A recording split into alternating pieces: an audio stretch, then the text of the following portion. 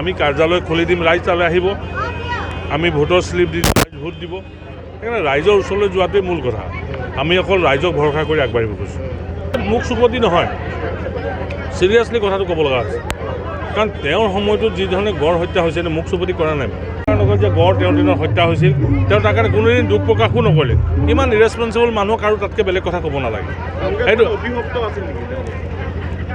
কংগ্ৰেছৰ অভিভাৱত হৈছে, কংগ্ৰেছ অভিভাৱ হৈছে, জনসাধাৰণৰ অভিভাৱ লাগিছে।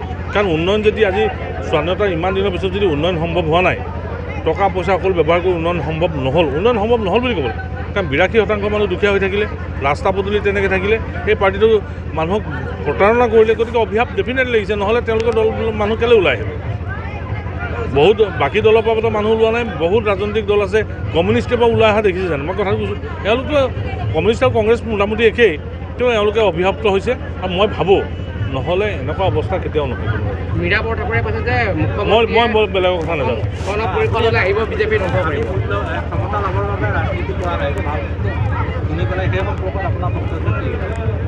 ক্ষমতাটো ৰাইজৰ কাৰণে, নিজৰ ব্যক্তিগত স্বাৰ্থৰ কাৰণে ক্ষমতা নহয়।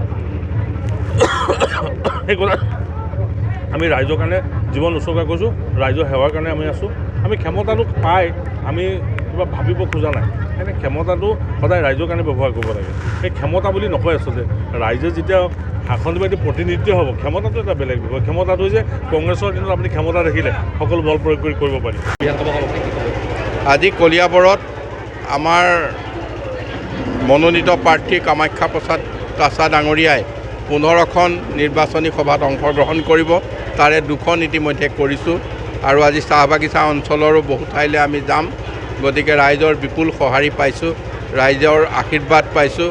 মই আশা কৰিছোঁ তেখেত বহুত ভোটৰ ব্যৱধানত ইয়াৰ পৰা নিৰ্বাচিত হ'ব। মীৰা বৰঠাকুৰে কৈছে যে অসম গণ পৰিষদলৈ মুখ্যমন্ত্ৰী হিমন্ত বিশ্ব শৰ্মা আহিব, যাৰ কাৰণে ফণীভূষণ চৌধুৰীৰ ঘৰত ঘনে ঘনে ভাত খাবলৈ যায়।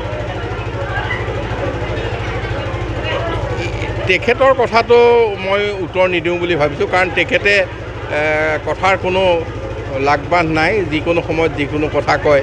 গতিকে মই তেনে কথাৰ কোনো উত্তৰ নিদিওঁ।